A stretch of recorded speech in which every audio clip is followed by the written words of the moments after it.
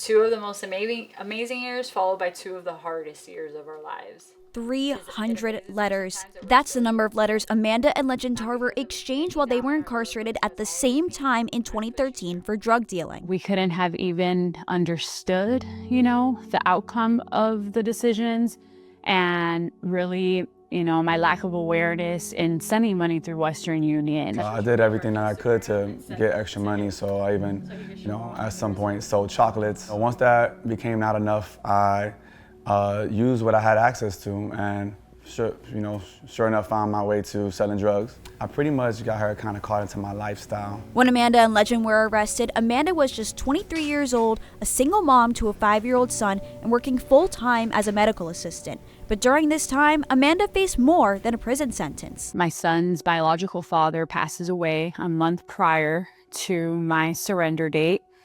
And I find out 2 weeks into my incarceration sentence that I'm pregnant with my second son. Amanda and Legend were booked at Coleman Correctional Facility in Orlando, housed on separate campuses for men and women. But because of her pregnancy, Amanda qualified for a program for incarcerated expectant mothers in Tallahassee. Since they were co-defendants on the same case, the court banned Amanda and Legend from any direct contact with each other. But the further the prison system pushed them apart, the harder they fought to stay together. I mean, how are we not supposed to come up with a plan? Like, we were madly in love with each other, and we had to figure out a way to communicate. That's when they turned to Legend's mother, Maria, who was granted custody of Amanda's son, Dorian. I was the middle person.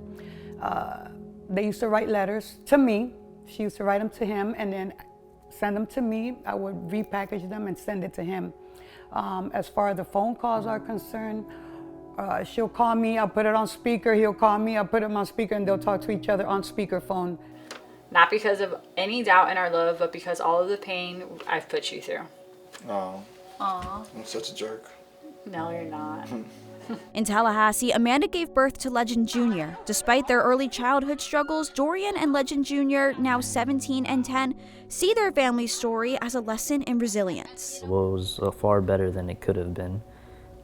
Eventually, I did get to see my parents. They did come back. I got to hug them. Some kids never see their parents for the rest of their lives. They get locked up for, God knows how long, and I'm just very lucky that that wasn't the case for us. And while Legend Jr. was too young to remember his own parents' incarceration, his message to other children with incarcerated parents is simple. Don't be scared, and just know that you're gonna see your parents again one day. But it took several years before Amanda and Legend found the courage to tell their story and turn their pain into purpose. That's how their nonprofit 300 Letters was born in 2021. Really, our mission is to end the intergenerational cycle of incarceration and stop recidivism, stop the cycle of trauma and incarceration within families. So what we do is we serve parents, caregivers, and children that have been impacted by incarceration with mental health, emotional support, childcare, and real personal development and support that they need. 300 Letters consists of 2 programs, Healing Hearts, which focuses on the recovery of the incarcerated person, and 300 Heroes, which provides resources for child caregivers while their loved one is serving time.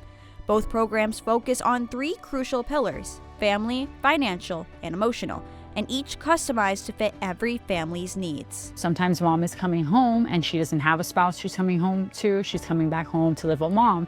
And so that's a family. That's what family therapy can look like.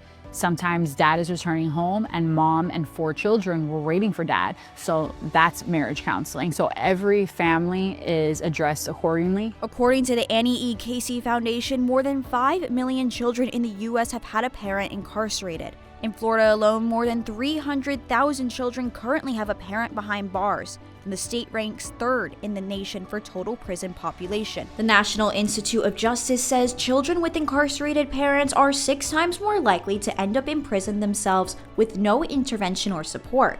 And that's a cycle 300 Letters hopes to help end. To date, 300 Letters has served more than 700 families and counting across the state of Florida, and they hope to expand nationally. Every year, I feel like we just adding more things. And the reason why we could do so is because we've been there, we experienced it, so we know exactly what people need. And when we go back and visit the prisons, just new ideas just continue to come back. And everyone who has encountered it and been a part of our program is in complete shock that we've created these things and that they work so well. The Tarvers launched 300 Letters during the pandemic as video meeting programs such as Zoom opened new avenues for connection.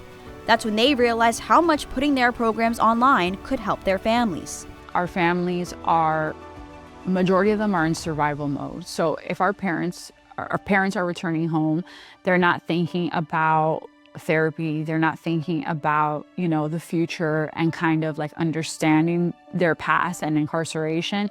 They're thinking about the today. How to put food on the table, how to find a job, how to secure employment, how to get their essentials. And for newly released mothers like Beatrice Wari, the convenience of online programs matters now more than ever. I was supposed to come home in May, but I was a permanent resident. Like, I've always been legal, everything's been fine. But with the new rules and laws with, Trump and everything, if I would have been home 6 months before, I would have been home. I would not be in a new country. Beatrice has lived in the United States since she was 6 years old. She served a 6.5-year prison sentence for aggravated burglary, then was deported to Mexico upon her release, leaving behind her young daughter. Because of 300 Letters online programs, Beatrice continues to heal from her incarceration while working with immigration services in Mexico to come back to Miami, what she considers her true home. I don't want to be the person I was. It was a mistake. It happened. But this person that I'm working on and this person that I'm proud of, like that's who I want to bring home. That's who I want my kid around. Along with their programs, 300 Letters holds several community events during the year for their families, like their annual Christmas toy drive. It's very heartwarming to see those families, those kids like receiving presents that they, probably don't really get as much or they can't. It's really nice. While 300 once represented the number of letters sent during a dark time for the Tarver family, it's now become their lucky number.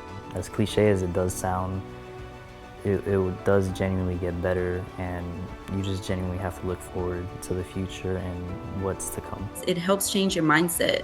So me facing, okay, I'm about to come home, it gave me kind of peace in a way. And as Beatrice prepares to one day come back to Miami, 300 Letters will remain by her side. We want to be their point of contact prior, during, and after, so that we can really make real tangible change in families.